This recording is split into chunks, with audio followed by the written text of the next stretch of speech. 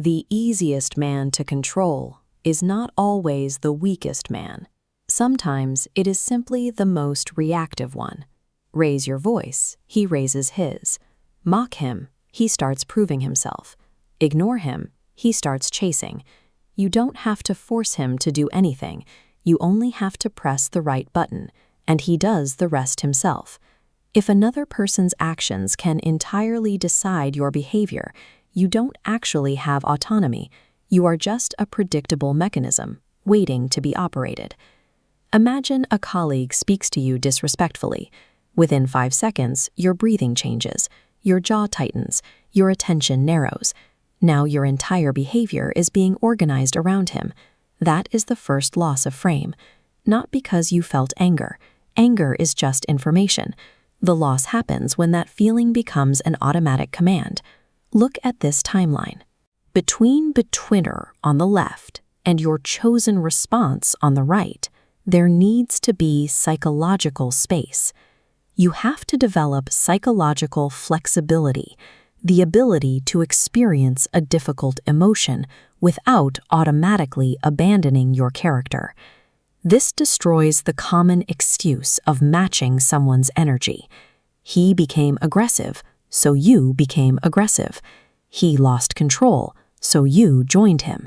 That is not independence. That is imitation.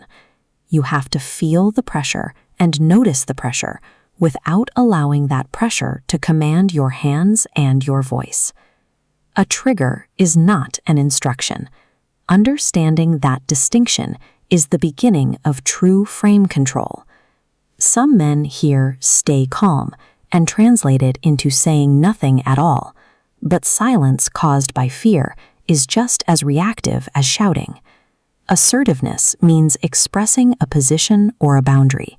It does not require you to physically or verbally overpower the other person in a theatrical display of dominance. Instead of a 10-minute defensive speech to prove you are right, you deliver a concise boundary. Speak to me normally, and we can continue. Notice the difference.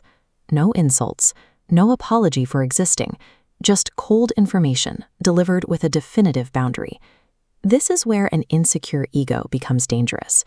A weak man starts thinking that if he changes his mind during a disagreement, he loses.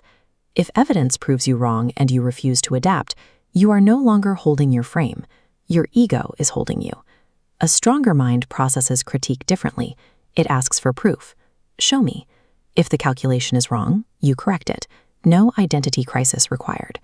Frame control protects the quality of your thinking, not the permanence of your opinion. A man who cannot say, "I was wrong," is still completely controlled. His puppet master is simply his own fragility.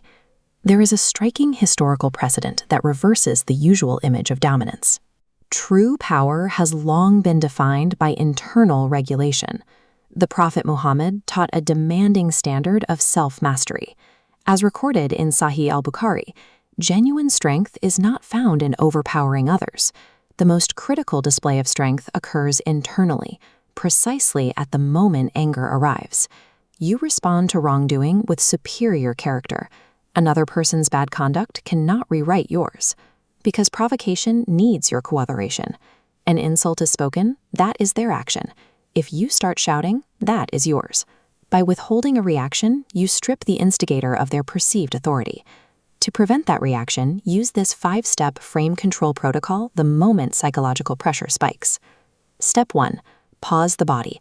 Before you control your words, control your speed. Take 1 breath. Relax your jaw. Do not rush.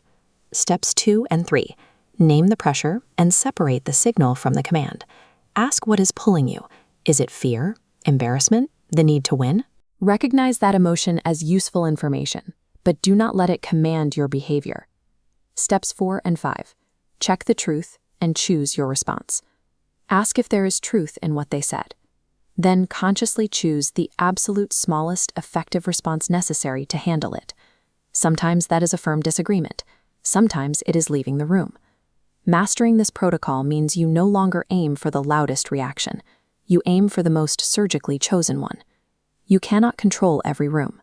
You cannot control every differing opinion, and you certainly cannot prevent every piece of disrespect thrown at you. but you decide who you become under pressure. He does not control the room. He controls what the room is allowed to turn him into. And once you can do that, there is another weakness we need to remove. Because even a perfectly calm man can destroy his authority if he secretly requires constant external validation. That is where our next chapter begins: neediness elimination.